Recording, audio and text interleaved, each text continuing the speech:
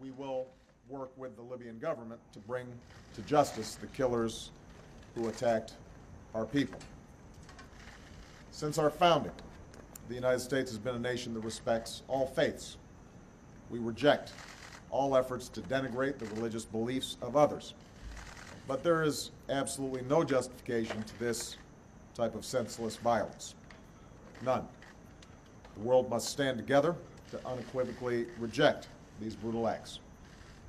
Already, many Libyans have joined us in doing so, and this attack will not break the bonds between the United States and Libya.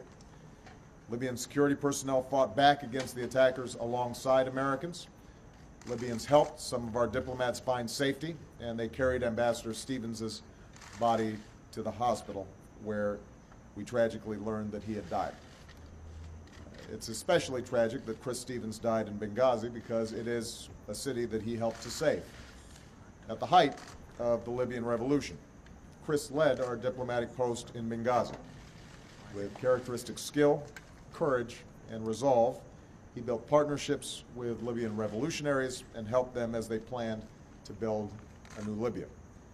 When the Gaddafi regime came to an end, Chris was there to serve as our ambassador to the new Libya, and he worked tirelessly to support this young democracy, and I think both Secretary Clinton and I relied deeply on his knowledge of the situation on the ground there.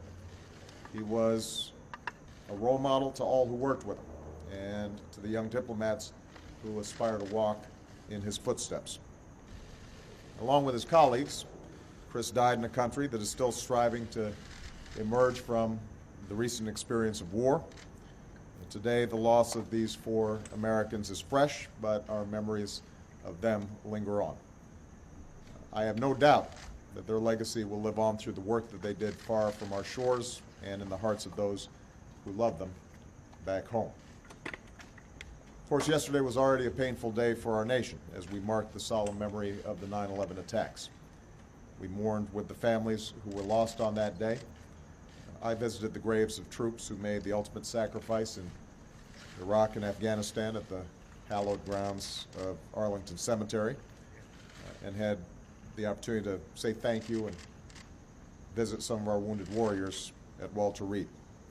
And then last night, we learned the news of this attack in Benghazi. As Americans, let us never, ever forget that our freedom is only sustained because there are people who are willing to fight for it, to stand up for it, and in some cases, lay down their lives for it. Our country is only as strong as the character of our people and the service of those, both civilian and military, who represent us around the globe. No acts of terror will ever shake the resolve of this great nation, alter that character, or eclipse the light of the values that we stand for. Today we mourn for more Americans who represent the very best of the United States of America. We will not waver in our commitment to see that justice is done for this terrible act, and make no mistake, justice will be done. But we also know that the lives these Americans led stand in stark contrast to those of their attackers. These 4 Americans stood up for freedom and human dignity. They should give every American great pride in the country that they served, and the hope that our flag represents to people around the globe who also yearn to live in freedom and with dignity. We grieve with their families, but let us carry on their memory, and let us continue their work of seeking a stronger America and a better world for all of our children. Thank you. May God bless the memory of those we lost, and may God bless the United States of America. Mr. President, was this an act of war? To the charges in the Romney campaign?